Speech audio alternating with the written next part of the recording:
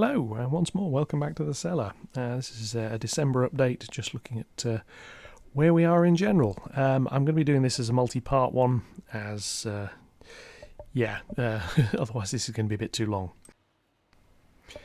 First off, when I started this channel a few months ago, I didn't expect it to grow as quickly as it has. My eternal thanks to all those who've actually subscribed to this and commented. I've certainly picked up a few comments that will be in future videos. Some of the delightful ethical questions which have been raised, which I think are worth a bit further discussion. First off, a couple of mistakes in the last video. I managed to describe this wonderful little loco here as an A3/2. It is of course an A2/3. Minor thing, but obviously it does matter. Lovely little loco, which we've seen before, and hauling a few things round, and hopefully we'll be looking at again. I also mentioned a mainline J73, which is this one here, which is of course, as you can see, a J72. Thanks to the people in the comments who pointed these ones out. Fairly simple mistakes to make, and here we have the lovely little beastie, which at some point in the not too distant future, hopefully we'll be getting a DCC decoder fitted. So that'll be another one to watch out for. The past week we've had a couple of new items turn up in the post. First one being this Parkside Dundas LNER extra long CCT kit, which I'm quite looking forward to building. Got this to really do a bit of experimentation with painting teak. Aware these weren't all painted teak, but this one will be.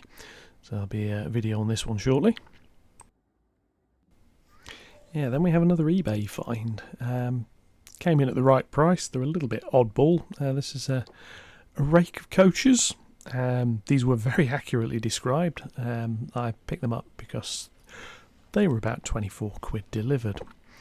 So what we've got here is a rake of old British Rail Triang Mark 1 coaches, pretending to be LNER suburban stock. They've been rebogeyed. They've had an interesting paint job applied to them, and there was 5 of them in the rake. 4 painted in one style, and this one on the end, which lacks glazing, lacks a bunch of an interior, and is painted up in a slightly different colour scheme, and will probably be the prototype for repainting. So this week's been a fairly quiet week, to be honest with you. I've been busy doing other things, work related, and so on and so forth.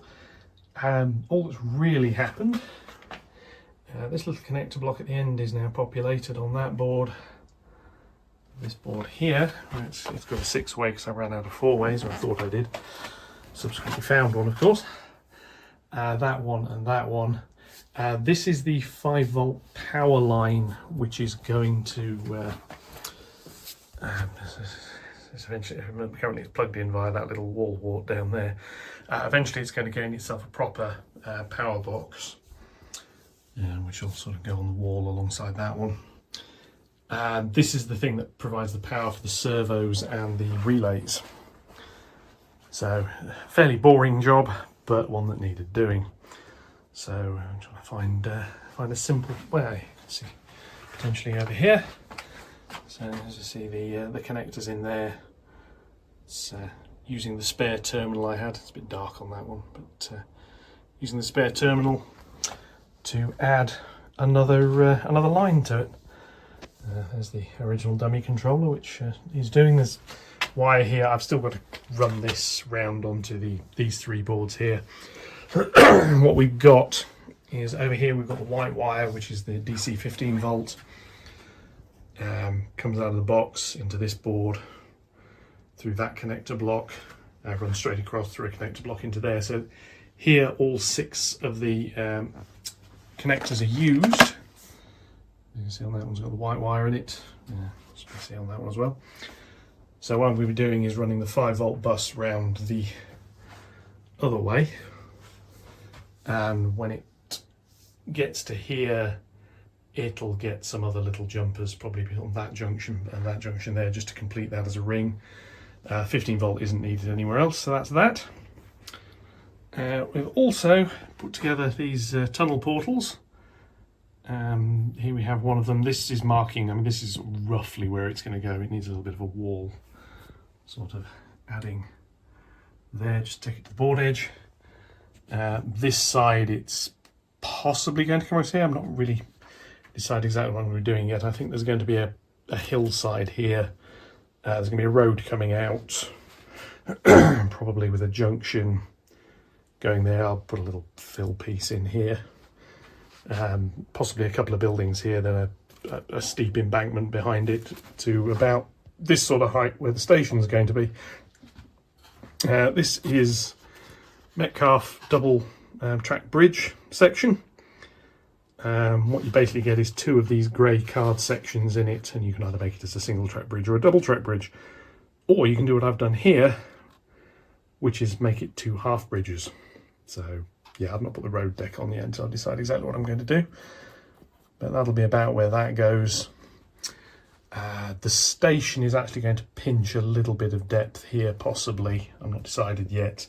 It'll certainly be pinching a little bit at the other side because its supports are going to be on the outside of the framework, so it'll be about 2 inches wider.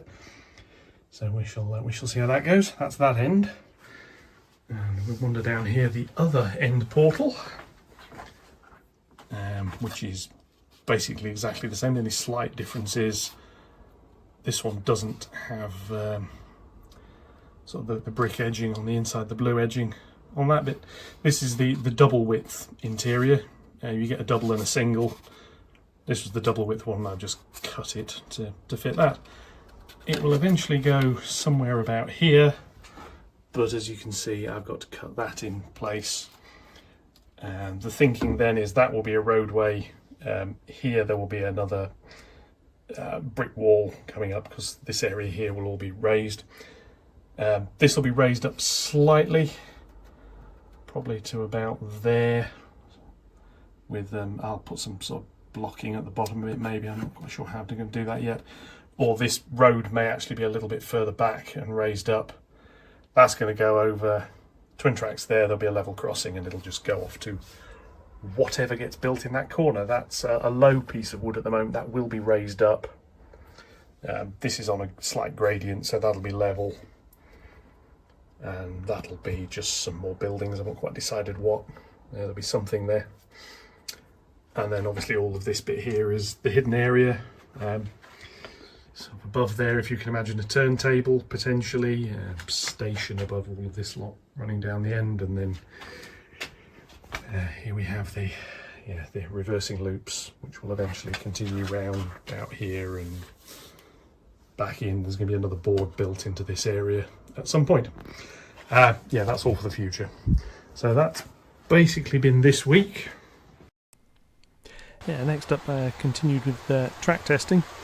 So this was a slightly scary bit. Put the Flying Scotsman on, stuck 4 coaches behind, and start to crank the speed up. So here we are. We started out at half speed, which seemed to be going quite well. We had a little bit of a rattle round. Later video I will be showing the Q6 doing the same thing and showing just how fast that can go, which is not as fast as the Flying Scotsman. But yeah, that was 50%. Next up was 75%. Now this, the purpose of doing this is actually just to test the track.